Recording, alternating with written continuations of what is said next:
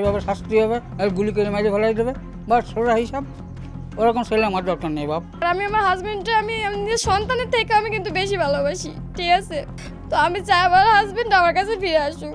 ঝিনাইদহ 4 আসনের সংসদ সদস্য আনোয়ারুল আজিম আনার হত্যায় জিয়াদ হাওলাদার ওরফে কসাই জিয়াদকে আটক করেছে ভারতীয় পুলিশ। ভাড়াটে কসাই জিয়াদের জবানবন্দিতে উঠে আসে লোমহর্ষক ঘটনা। প্রাথমিক জিজ্ঞাসাবাদে জিয়াদ স্বীকার করেছেন আখতারুজ্জামানের নির্দেশে তিনি সহ 4 জন এমপি আনারকে নিউ টাউনের একটি ফ্ল্যাটে শ্বাসরুদ্ধ করে হত্যা করেছেন। তারপর ওই ফ্ল্যাটের মধ্যেই পুরো শরীর থেকে মাংস আলাদা করে জিয়াদ এবং মাংসের কিমা করে হলুদ মেখে তারপর কিছু পলিথিনে রেখে দেওয়া হয়। হাড়গুলো ছোট ছোট টুকরো করে প্যাকেট করা হয়। তারপর সেই প্যাকেটগুলো বিভিন্ন পরিবহন ব্যবহার করে কলকাতার বিভিন্ন আশেপাশে ফেলে দেয়া হয়। ছেলের অপরাধ সম্পর্কে কথা হয় জিয়াদের বাবার সাথে। বাবার সাফ কথা, অপরাধী হয়ে সোজা গুলি করে মারা হোক ওকে, এমন ভয়ঙ্কর সন্তান তার দরকার নেই। এভাবে শাস্তি হবে, গুলি করে মাঝে ফেলাই দেবে, বাস সোজা হিসাব। ওরকম ছেলে আমার দরকার নেই বাপ। কিন্তু কসাই জিয়াদের স্ত্রীর মুখে ভিন্ন সুর। একরাশ অভিমান নিয়ে তিনি বলেন, আমি ওকে আমার সন্তানের থেকেও বেশি ভালোবাসি। আমি চাই ও আমার কাছে ফিরে আসুক। আমি আমার হাজবেন্ডকে আমি নিজের সন্তানের থেকে আমি কিন্তু বেশি ভালোবাসি, ঠিক আছে? তো আমি চাই আমার হাজবেন্ড আমার কাছে ফিরে আসুক। এলাকায় জিয়াদ রং মিস্ত্রি হিসেবে ব্যাপক পরিচিত।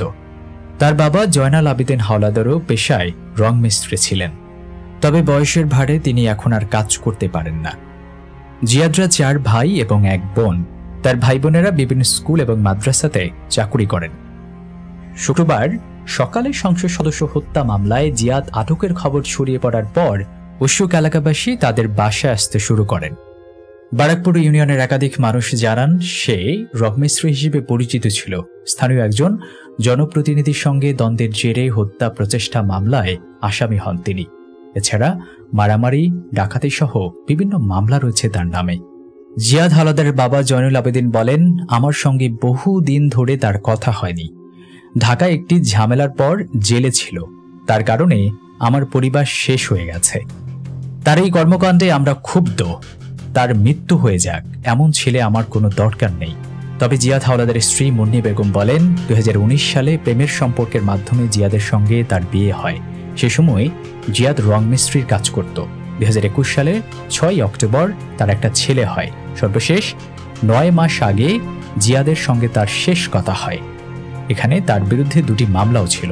তার দাবি, জিয়াদ এমন কাজ করতে পারে না, তাকে ফাঁসানো হয়েছে অথবা চাপ দিয়ে এমন কাজ করতে বাধ্য করা হয়েছে।